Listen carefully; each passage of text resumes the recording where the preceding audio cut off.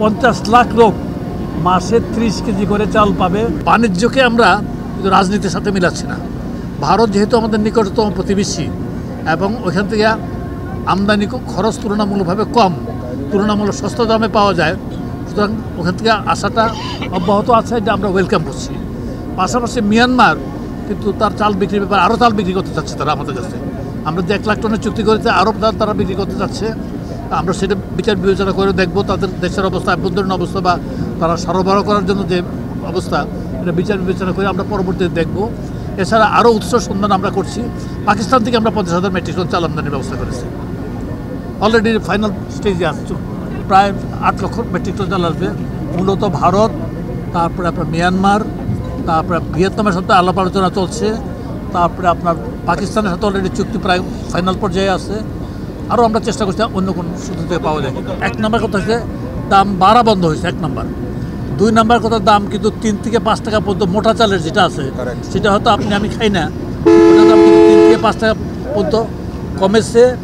দেশে বিশেষ করে স্থলপথে আসে ইন্ডিয়া থেকে দেশের উত্তরাঞ্চলে, ওইখানে আপনি উত্তরাঞ্চলের খবরগুলি নেন যেসব যদি আসে, ওইখান থেকে আপনাদের পত্রপত্রিকাতে নিউজ আসছে 3 থেকে 5 টাকা পর্যন্ত কমছে, এবং বিশেষ করে মোটা চালের আর কি। আমরা আশা করছি যে আমরা আরও আনতে থাকবো এবং সেটা বাড়ার সুযোগ আর থাকবে না, বরং ক্রমান্বয়ে কমবে। আমরা তো আভ্যন্তরীণ উৎপাদনের দিকটাতে সবচেয়ে বেশি দিচ্ছি, কারণ বিদেশ থেকে না আনতে পারলে আমরা সকলেই সবচেয়ে খুশি হব, আপনারাও খুশি হবেন, আমরাও খুশি হব। কিন্তু আমরা দুর্ভাগ্যজনকভাবে একটা দুর্যোগ কবলিত দেশ, যে কোনোভাবে আমাদের দেশে কিন্তু কোনো না কোনো দুর্যোগ আসে। দুর্যোগ আসলে আমাদের ফসল হানি হয়। এবারে আমনে যদি অকাল বন্যা না হতো, কালার এক্সপার্ট জর্জ স্যাপ এবং মাইল্ড অন হ্যান্ডস টেকনোলজি সমৃদ্ধ অরিক্স ক্রিস্টাল ওয়াশ আপনার নন এবং লেট বন্যা সেটা যদি না হতো তাহলে তো আমাদের এতটা হতো চাপের মুখে পড়তে হতো না, এভাবে খাদ্যশস্য আনতে হতো না। আমরা চেষ্টা করছি যে যাতে আগামী ফসল ভালো হয়, ইদানিংকালে কম সময়ে যাতে ফলন ফলে এবং অধিক ফলনশীল ফল ফলে, তার জন্য বিভিন্ন গবেষণাগার প্রচেষ্টা চালিয়ে যাচ্ছে।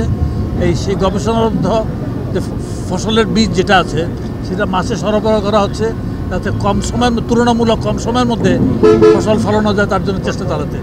এই ব্যাপারটা তো আমাদের দেশে মানুষ বাড়ছে, পাশাপাশি শিল্পায়নের জন্যে, নগরায়নের জন্য চাষের জমি কমছে। আবার দেশের উত্তরাঞ্চলে আরেকটা প্রবণতা দেখা দিচ্ছে, কারণ পুকুর করছে, এতে ধানের জমি কমে যাচ্ছে। তো সেইটা পুকুর করাও দরকার আছে, মাছের দরকার আছে। আবার আমের বাগান করছে, চাষের জমি কমে যাচ্ছে, আমেরও দরকার আছে, এবং কৃষক অধিকতর লাভবান হয় আম বাগান করলে। ইনশাল্লাহ রমজান মাসে বিশেষ করে আমাদের খাদ্য মন্ত্রণালয় মূলত চাল এবং গমের উপর প্রধানত এটা দেখে থাকে। এই জিনিসটা বাকি কিছু আইটেম দেখে থাকে টিসিবি, এটা বাণিজ্য মন্ত্রণালয়ের অধীনে। তো আমার মনে হচ্ছে যে টিসিবিও ব্যাপক প্রস্তুতি নিয়েছে। আমরা খাদ্য মন্ত্রণালয় থেকে রমজান মাসে আপনার যেটা বর্তমানে প্রতি উপজেলায় 2 মেট্রিক টন করে এই মাস থেকে চালু করা হয়েছে, রমজান মাসে এটা তো থাকবেই। প্লাস সারা দেশে 50 লাখ লোকের জন্য একটা কর্মসূচি আছে, আপনারা জানেন, খাদ্য বান্ধব কর্মসূচি বলা হয়। 50 লাখ লোক মাসে 30 কেজি করে চাল পাবে। দরিদ্র শ্রেণীর লোক 30 লাখ লোক, মানে 15 টাকা কেজিতে। এই রমজান মাস তারপরে পরপর 2 মাস পাবে। এটা আমি আশা করছি যে রমজান মাসে দ্রব্যমূল্য সহনশীল থাকবে।